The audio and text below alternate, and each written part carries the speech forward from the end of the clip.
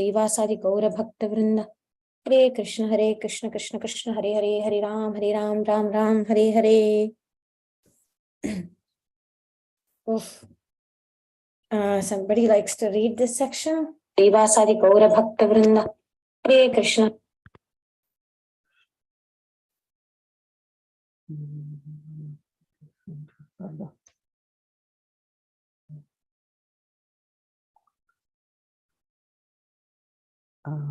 Should I read?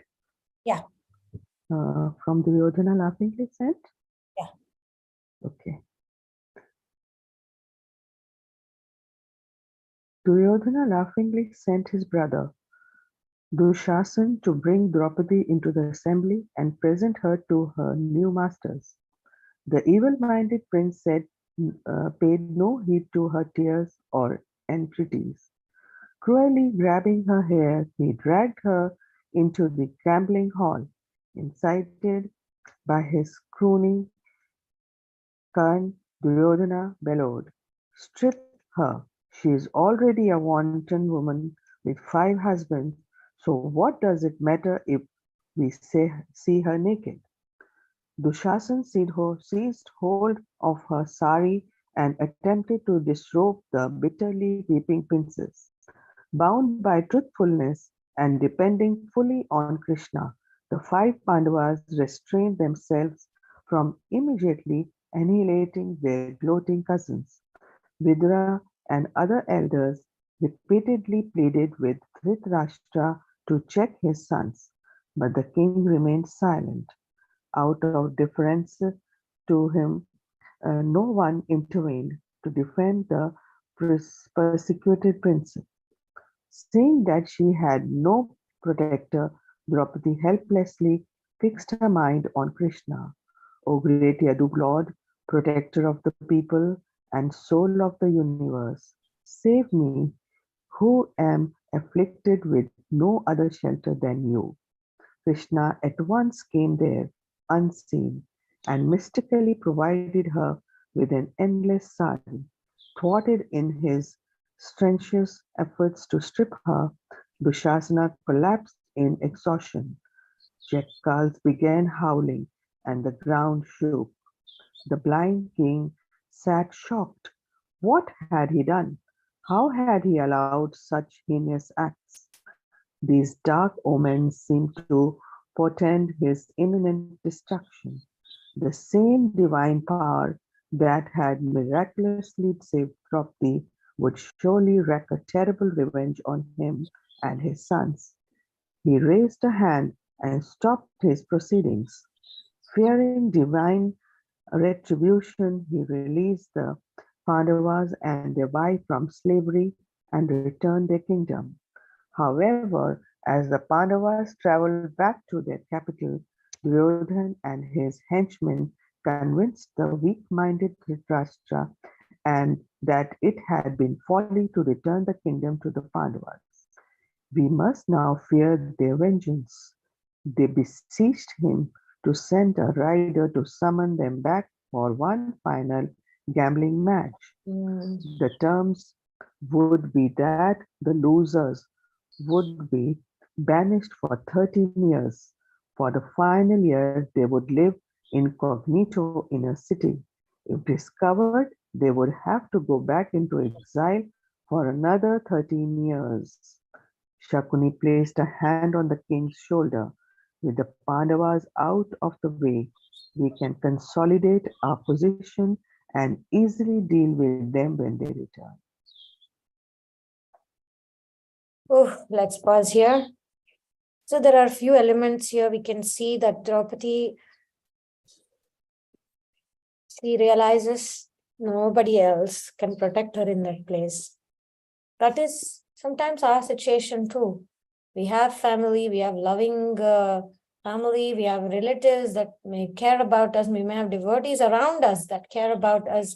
Sometimes we may be put in situations where none of those people can come forward and defend us. And sometimes we kind of are on our own.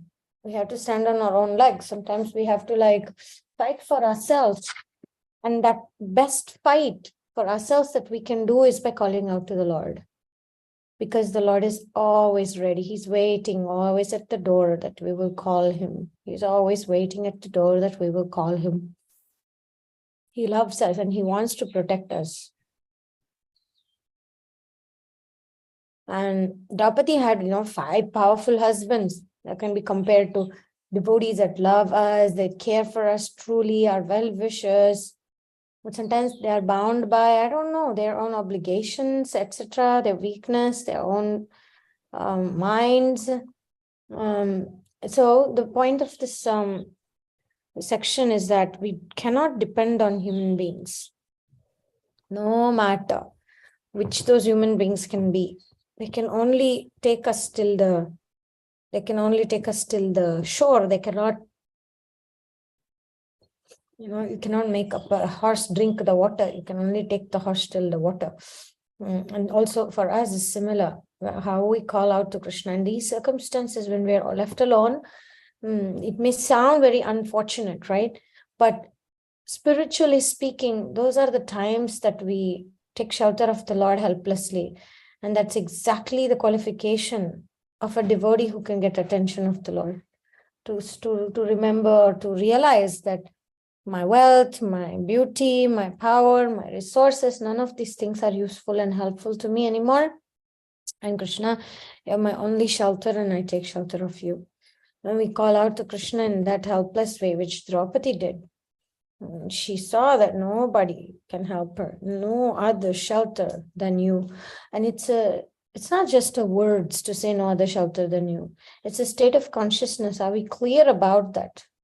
Are you clear about that deep internally? Are we convinced about that identity that we don't belong to anybody else in this world? We do not belong to anybody that we put our faith on in this world. We cannot, because this material world is like, it's Kali Yuga, and it's every step there is danger. And then these people, as Rukmini Devi says in the 10th canto of Srimad Bhagavata, these men are just men made of bag of bones. And they're called fallible soldiers. So we cannot put our faith in fallible soldiers. So let's look at our hearts today and see where we place Krishna. Where is our faith about Krishna? And do we put anything else above that? Are we seeking some other validation, which is we putting it above that? It could be our own self-will. No, I trust in myself. Or no, I trust this person very much. No matter what happens, this person will stand for me. Or are we close to the reality that there is no other shelter? Sometimes people are using us, abusing us. People are they're how do you say, manipulating us. And then sometimes we know that they're manipulating us and still we want to stay with these people. Some other times we see people are helpless. They cannot help us beyond their capacity. And we're still hoping against hope, thinking that no, they may change. They may realize my value and my worth. No, we can realize our value and our worth only if we accept that we are powerless in this world. And just like Draupadi, we can accept that only Krishna can save me. No other shelter can save me. So difficult circumstances, crucial situations in life which break us down, these are gifts. These are gifts that give us opportunity to take a stand for ourselves.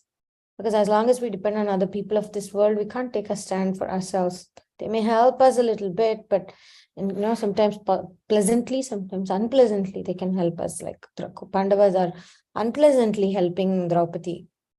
She looks at them in the assembly hall, 5 powerful, strong men of this world. There's nobody more powerful than them. They're just sitting there with their heads down. They don't want to even make eye contact with Draupadi. And she's so aggrieved. She's being brought into the assembly hall like a slave. And she was the empress of the entire world. So the agony, the helplessness, that humility, and then with that heart, when she calls Krishna, Krishna appears. Krishna appears. Krishna does miracles when he appears in our heart, in our life. We just have to let him. Just have to let him in. Any comments or questions about this?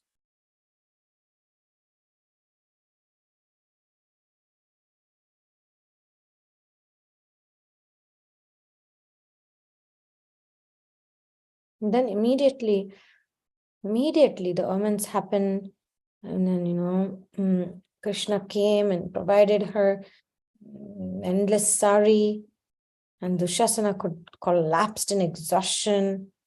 And then all the omens started. The jackals began howling, and the whole earth started shaking. And it was Krishna telling these people, you cannot get away with it. You cannot get away with it. You cannot insult a woman. You cannot, she's an empress. She was the empress. She's like a mother's position. You cannot insult her and betray her and then expect that everything is going to be auspicious for you. No, he's giving the warning. Then, when he gave the warning, a little pinch, then the blind king Dhritarashtra started to realize, oh my God, what have we done? Because he was thinking, my son, let him do whatever he likes. I love my son. Then he thought that these heinous acts he allowed the son to do is going to cause his destruction. He knew that. He knew all these dark omens meant that this destruction is imminent. And they also saw that some divine power had miraculously saved Draupadi. And they knew that the Kauravas are in trouble. And then he called them back. There is a whole description of how it all happens. Called them back, and then he said, please, I'm sorry, I didn't know what we were doing. Okay, what do you want, Draupadi? He asks, what do you want? I'll give you any wish you want. Immediately, Draupadi is crying there, and she says, release the Pandavas as servants and slaves. Release immediately. Because she was angry with the Pandavas. She was super angry. She was furious. She was betrayed. She was abandoned. It's not that Bhima didn't have strength in his arms to give a kick or give a punch to Duryodhana and Dushasana. It's not that one finger of his toenail, one toenail of his finger could not just flip off this idiot who was trying to disrobe her. It's not that. It was the emotion. So sometimes we cannot force people to prioritize us or love us or protect us. We just cannot. And then we can fall into this deep, dark hole of tamasic depression, feeling unworthy and not validated, not accepted. And you think Draupadi didn't go through those things? But she rose above that. And when she was asked, what do you want? She immediately asked for the release of the Pandavas. She said, release them from slavery, because they had all become servants of Duryodhana now, because he had won them in the dice game. So she owed the Pandavas because she became the cause of their liberation. Hey, how can Pandavas remain as servants of Duryodhana? They say, come on, how Krishna is going to let that happen? One thing is being exiled in the forest and doing austerities to please the demigods and gain powers so they can reestablish dharma for Krishna's sake. But another thing is to let Duryodhana have his way by taking all these demigods of heaven. These are all Indra, Yamaraj, and Bhima is Vayu, Ashwini Kumara is there. These are all the manifestations of them. And they cannot just become servants of Duryodhana. So Draupadi is also an angel. She is a goddess. So she said, I need to protect the Pandavas from their dignity and their grace. So she saved them. So that's the heart of a woman. It's the heart of a devotee. We need to take a stand for ourselves. At the same time, we need to separate our insults and our betrayal with what is right, what is to be done in service of the Lord. Sometimes we may not like to do certain things, but we do it as service to Krishna, even though we may be feeling unfairly treated, so to speak. Okay, so yeah, it's a very sad part. Sometimes we may look at people in our life who are mistreating us. Oh, definitely they're going to suffer the consequences of it. We don't need to do anything about it. At the same time, we have a devotee's heart. We compassionately pray to Krishna and say, please let them learn their lessons joyfully. Because we want to learn our lessons joyfully, right? And so it's not about getting back to anybody or teaching somebody a lesson how valuable we are. It's enough if we realize that we are valuable. We don't need the other person to realize that. So Draupadi saved the Pandavas. Okay, please continue. Somebody else wants to read, otherwise please continue. Okay.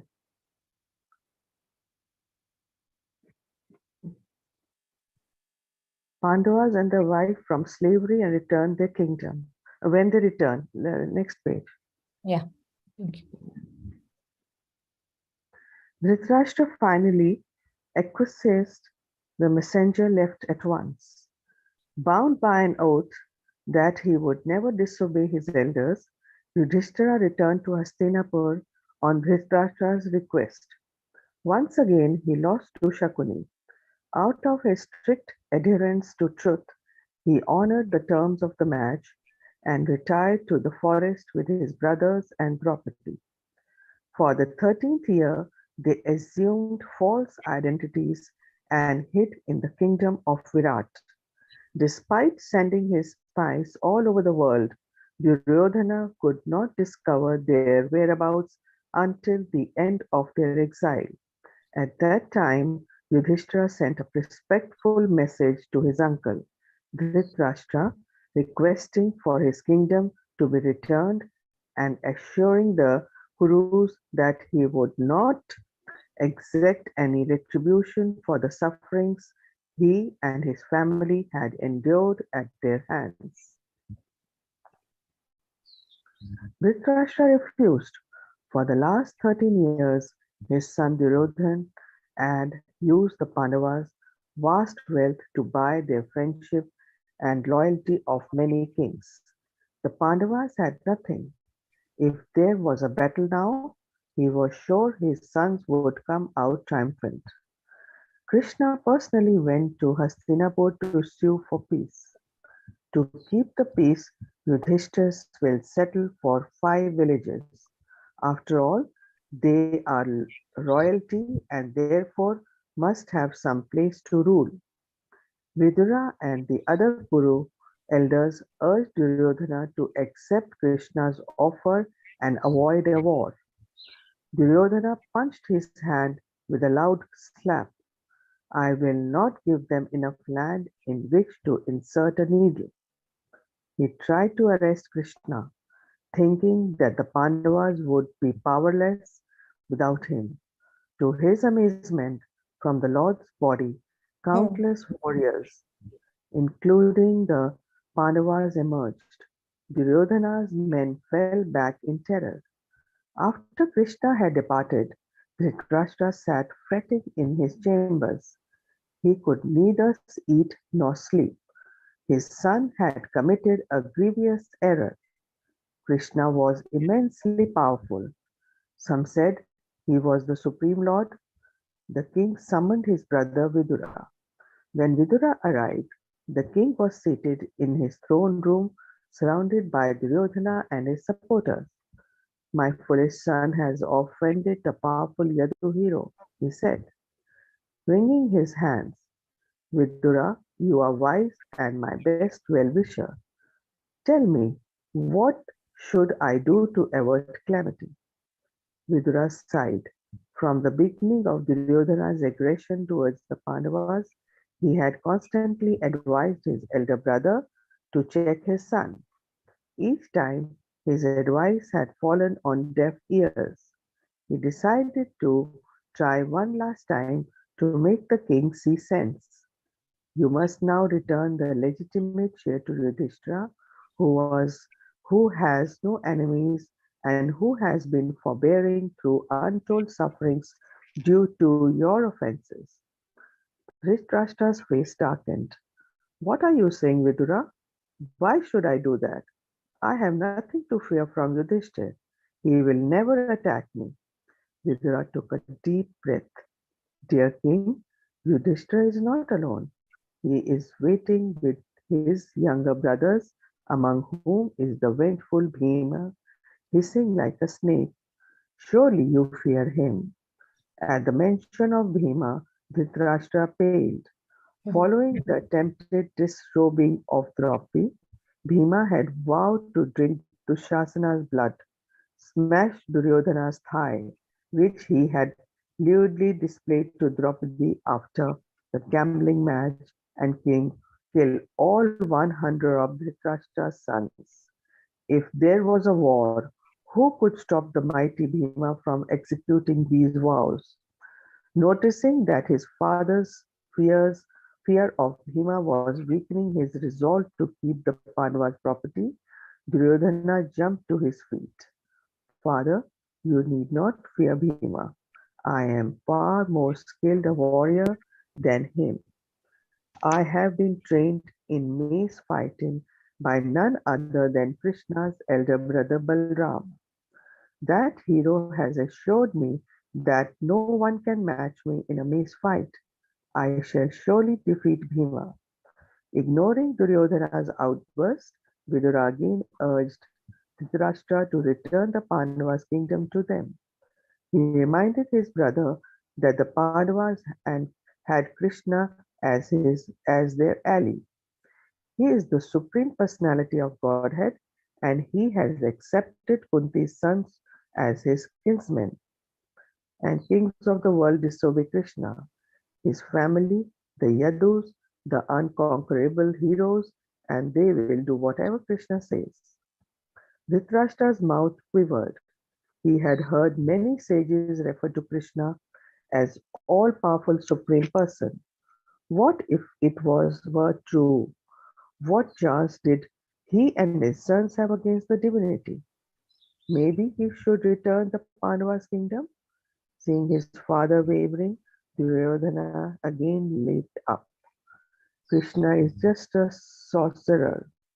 I know, I also know sorcery. I am not afraid of him. Vidura scowled at Duryodhana. Turning back to the king, he said, my brother, thinking of Duryodhana as your beloved son, you follow his advice. Yet he is yet he is offense personified because he envies Krishna. Since you are maintaining his aesthetic non-believer, you will fall prey to misfortune. I urge you to abandon Duryodhana and thus save yourself and our entire dynasty. Duryodhana exploded. Who asked him to come here? This son of a kept mistress? He is so crooked that he spies in the interest of the enemy against those on whose support he depends.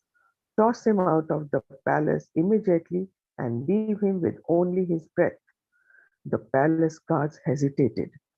Although a maidservant's son, Vidura was all after all the king's half-brother and chief minister. They looked toward the king. Seeing that he did not object to Duryodhana's command, they falteringly advanced towards Vidura. Vidura shook his head.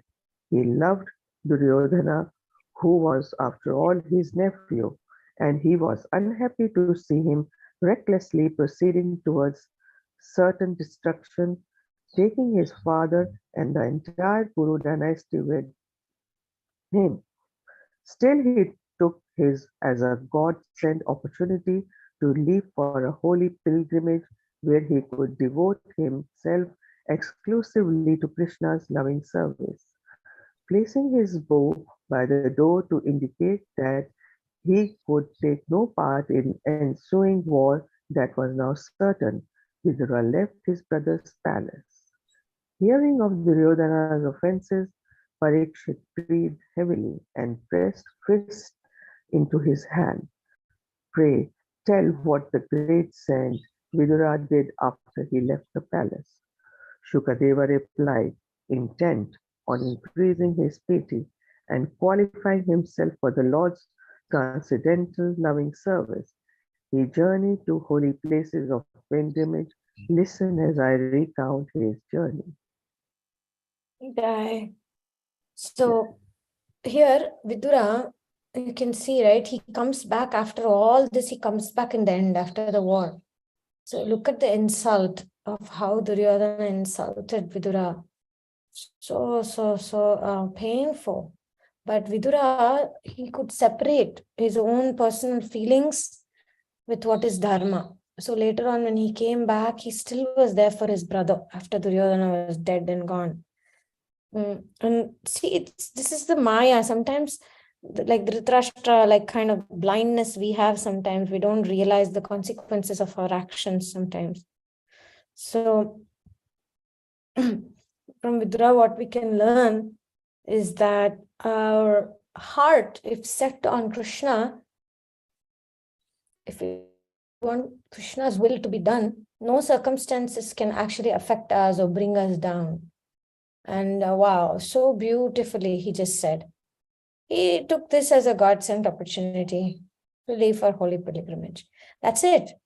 That's a devotee. He just kind of switched his attention, switched his mind and said, this is Krishna's arrangement. Let me just go.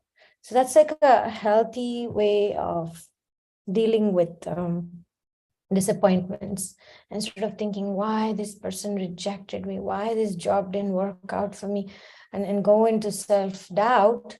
We look at the situation as, okay, Krishna is actually giving us this opportunity, so there must be some benefit for me in this, and we take it up without resentment, without fear, without any sense of anger, no shame. That's a devotee. There is no ranting and tamas and feeling bad and feeling, how do you call it, self-pity. No self-pity there. Sometimes we fall into self-pity when life is unfair. This world is unfair. What can we expect? It was unfair to Draupadi. It was unfair to the Pandavas. Who do we think we are? But the world has to be fair for us.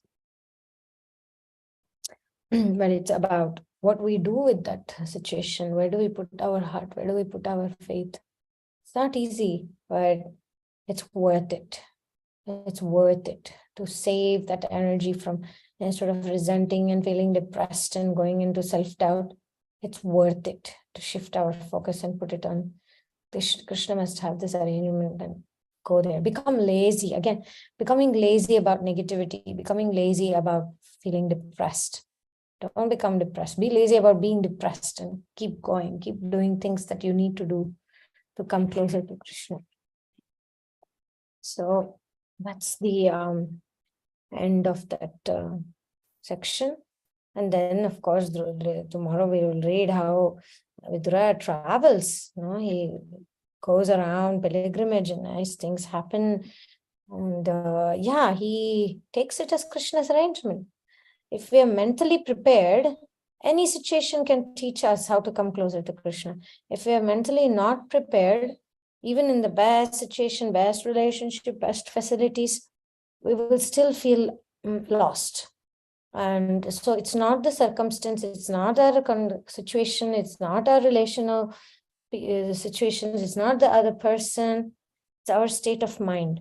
If we are willing to see Krishna's hand in our life, any situation can become very pleasant and any situation can become very meaningful.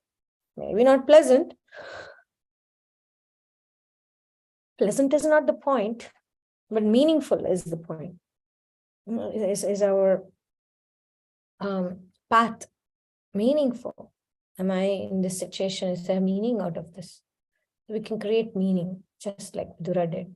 I mean, not create meaning. Meaning is there, and we can see the meaning. We can become willing to see the meaning of Krishna's hand in our changing our destiny and putting us in a certain path. Any questions or comments?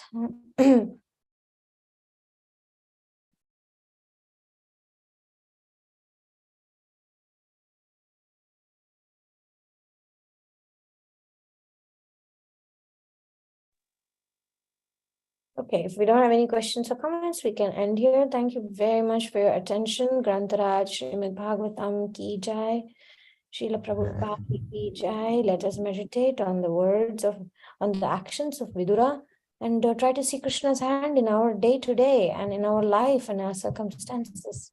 And I look forward to see you this evening for Krishna Connection meeting or tomorrow. Hare Krishna. Thank you so much. Thank you.